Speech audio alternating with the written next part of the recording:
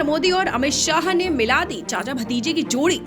जी हां, दिल्ली में मंगलवार को एनडीए की बैठक के दौरान प्रधानमंत्री मोदी और अमित शाह ने बिहार के चाचा भतीजे की जोड़ी को फिर से मिलवा दिया। सांसद चिराग पासवान ने अपने चाचा और केंद्रीय मंत्री पशुपति पारस के पैर छुए। इस पर पशुपति पारस ने भतीजे चिराग पासवान को गले लगा लिया और आशीर्वाद प्रदान किया। चिराग ने चाचा के गले लगने के बाद कहा कि वो मेरे पूजनीय पिता जैसे हैं। इधर पशुपति पारस ने भतीजे को अपना परिवार बताया। इससे एक बार फिर लगने लगा कि दोनों आने वाले दिनों में एक हो सकते हैं। चिराग पासवान ने पैर ऐसे समय छुए जब दोनों नेता हाजीपुर लोकसभा सीट पर चुनाव लड़ने को तैयार थे। हम आपको तस्वीरों में साफ दिखा रहे हैं कि किस तरीके से चिराग पासवान ने अपने चाचा के पैर छुए हैं और किस तरीके से चाचा पशुपति पारस ने अपने भतीजे चिराग पासवान को गले लगा लिया है। वो प्यार करते दिखे हैं।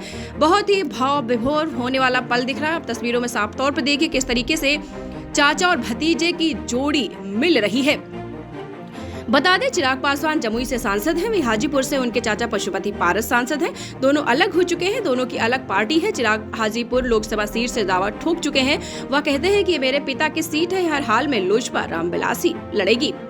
दीक्षांत एडुटेक लाया है दीक्षांत ई लर्निंग ऐप। बने दीक्षांत का चैनल पार्टनर और अर्न करे लाखों रुपए प्रति महीने। चैनल पार्टनर बनने के लिए विजिट करें www.dikshans.com। प्रधानमंत्री मोदी की अध्यक्षता में हुई एनडीए की मीटिंग के बाद भी उन्होंने कहा कि लोजपा रामविलास हर हाल में हाजीपुर संसदीय सीट से चुनाव लड़ेगी। वहीं पशुपति पारस के गले लगाने पर चिराग पासवान ने कहा कि पिता के बाद मैंने उनको अपना पिता माना था, लेकिन जिस तरीके से हाल के दिनों में या पहले भी उनका बयान आया है, मैं हमेशा से कहता रहा हूं कि परिवार के बड़े सदस्यों को ही पारिवारिक विषय पर फैसले लेने का अधिकार है। पशुपति पारस ने कहा कि चुनाव से पहले सीट बंटवारे के मामले पर चर्चा नहीं की जाती। उन्होंने दावा किया कि दिवंगत रामविलास पासवान ने उन्हें अपना राजनीतिक उत्तराधिकारी चुनते हुए हाजीपुर सीट पर चुनाव लड़ने के लिए कहा था। दरअसल पूर्व केंद्रीय मंत्री रामविलास पासवान मौत के बाद उनकी लोक जनशक्ति पार्टी 2 गुट में बंट गई थी, जिसमें एक गुट का प्रतिनिधित्व चिराग पासवान तो दूसरे का पशुपति पारस कर रहे थे। अपने चाचा के साथ सुलह की संभावना के बारे में पूछे जाने पर चिराग पासवान ने कहा कि पशुपति पारस उनके लिए पिता की तरह हैं। वो उनके आदर्श हैं। लेकिन उन्होंने फिर पारस की टिप्पणियों का उल्लेख करते हुए कहा कि इससे मुझे बहुत दुख होता है। जब कभी कभी मैं मीडिया की तरफ से अपने चाचा के बयान को सुनता हूं तो मुझे अंदर से बहुत हर्ट होता है। दीक्षांत एडुटेक लाया है दीक्षांत डिजिटल क्लास। दीक्षांत डिजिटल क्लास का उपयोग कर छात्र बना सकते हैं पढ़ाई को बेहद आसान और मजेदार। दीक्षांत डिजिटल क्लास को स्कूल में बैठकर देखना है तो पेन ड्राइव और स्मार्ट टीवी बनेगा सही माध्यम।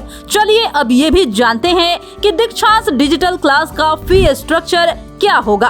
नर्सरी से लेकर यूकेजी के लिए 7,000, नर्सरी से लेकर दूसरी कक्षा के लिए 12,000, नर्सरी से लेकर 5वीं तक के लिए 18,000, नर्सरी से लेकर 8वीं तक के लिए 24,000, नर्सरी से लेकर 10वीं तक के लिए 30,000। अगर आपको डेमो करना है तो उसके लिए आप दीक्षांत डिजिटल क्लास के यूट्यूब चैनल को विजिट कर सकते हैं। हमारे यूट्यूब चैनल को सब्सक्राइब और फेसबुक पेज को लाइक करना ना भूले। धन्यवाद।